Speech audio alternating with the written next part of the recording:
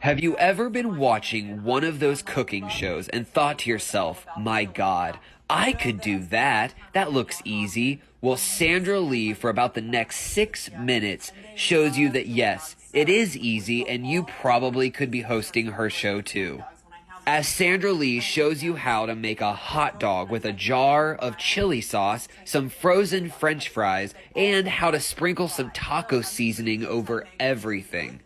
And what about her spicy French fries? What did those who made her taco seasoned delights think about them? Well, Zoe said back in 2006, I served them as a side, and for the first time ever, my kids refused to eat their fries. B said back in 2006 the fries were ridiculously salty and gave them 1 star. And as for Sandra Lee's Coney Island chili dogs, Chris said it smelled and tasted just like Sloppy Joe's. And Jay also was getting Sloppy Joe vibes when he said this recipe was absolutely horrid. It should have been called a Sloppy Joe mix. I wouldn't have wasted my money on ingredients. I have had Coney Islands from a lot of different places, and this isn't even close. It might be a hot dog topping, but this is not a Coney Island sauce. And finally, Karen said, chili in name only. It doesn't taste anything like real chili. It was horrible. And make sure that you get both sides of these fries. Okay, very good. Now I'm gonna let these sit here for just a minute while I take some regular ground beef, crumble it up into a frying pan. Now this is a nice hot pan, which is perfect for searing all those juices right into the meat. And I like to use a lean meat because it's not so fatty and you're gonna wind up with nice sized chunks for your chili.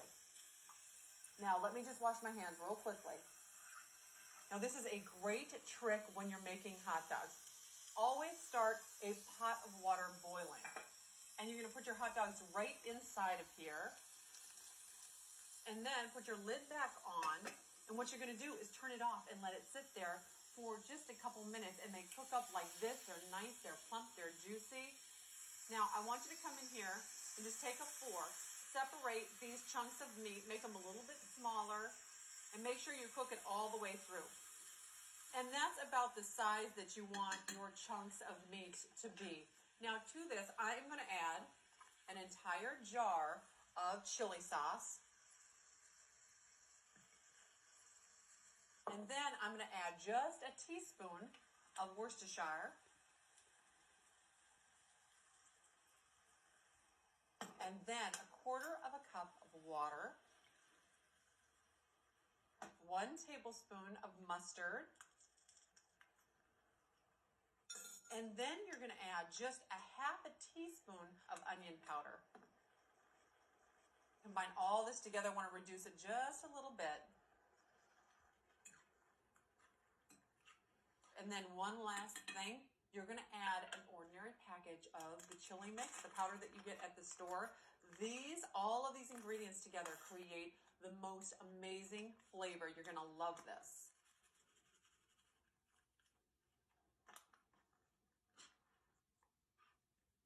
This is already thick and I know it's gonna be rich. I wanna taste it.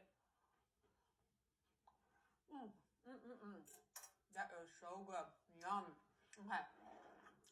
Now, normally I'd let this simmer for a little while, but I've got to get this on the table, so that's what's so fantastic about this recipe. Okay, now just take ordinary hot dog buns. You could steam these if you wanted to. Okay. Now, inside each one of these, I am going to put just a hot dog. These are already ready. Can you believe how fast that is? It's a great trick.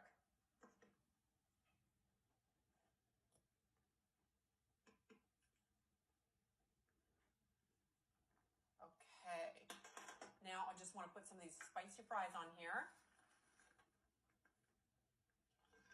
Now on top of these hot dogs, I'm going to put a nice heaping spoonful of chili.